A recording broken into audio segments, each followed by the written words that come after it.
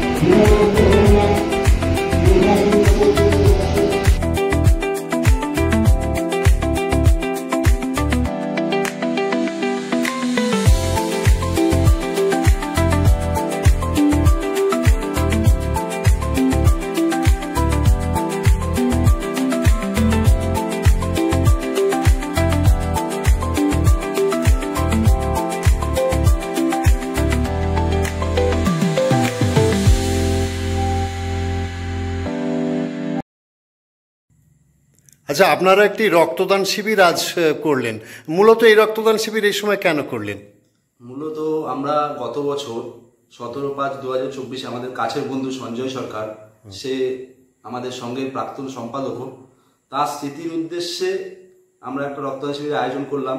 যে এই কারণেই করলাম যে গরমকালে রক্তের চাহিদাটা বেশি থাকে এবং ব্লাড ডোনেশন ক্যাম্পগুলো অনেক জায়গায় কম হয়। আমরা সেই উদ্দেশ্যেই আমরা এই রক্তদান শিবিরটা করলাম এই সময়, যেন মানুষের সামাজিকমূলক কাজগুলো আমরা করতে পারি। আচ্ছা, এই রক্তদান শিবির কোথা থেকে রক্ত সংগ্রহ করতে এসেছিলেন? আমাদের কল্যাণী এইমস ডাক্তারবাবুরা এসেছিলেন, তারা খুব সুন্দরভাবে সহযোগিতা করেছেন যে আমরা যেন এই সুন্দরভাবে এই রক্তদান শিবিরটা করতে পারি। কোন সংগঠন থেকে আপনারা করলেন? আমরা এটা একটা অরাজনৈতিক সংগঠন, আমাদের কোনো রাজনৈতিক রং নেই, আমরা বন্ধুরা মিলে এটা করেছি। আমাদের সহযোগিতা করেছে আমাদের নবতরুণ সংঘ ক্লাব।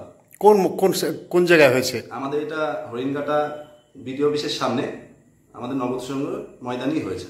কতজন আজকে রক্তদাতা দিলেন? আমাদের মোট 56 জন রক্ত নিয়েছে। আরো অনেককে ফিরিয়ে দিতে হয়েছে, কারণ এইমস এর কল্যাণীদের ক্যাপাসিটিটা এতটা ছিল না, যার জন্য আমাদের 56 জন পর্যন্ত শেষ হয়েছে। এই প্রথমবার কি এই সংগঠন? প্রথম। আচ্ছা, আগামীতে কি ইচ্ছা আছে? আগামীতে এরকম সামাজিকমূলক কাজ আমাদের বন্ধুমহল করবে বলে আজ প্রতিজ্ঞাবদ্ধ হয়েছে। বিভিন্ন রকম সামাজিকমূলক কাজ করতে পারে, যেমন আমাদের ভবিষ্যতে ফ্রি মেডিকেল ক্যাম্প করার কথা আছে এবং বিভিন্ন বাচ্চাদের বস্ত্রদান এগুলো করারও ব্যাপার চলছে। আপনার নাম পরিচয় একটু বলুন। আমার নাম তাপস বিশ্বাস, আপনি একজন সদস্য। আচ্ছা, ধন্যবাদ আপনাকে।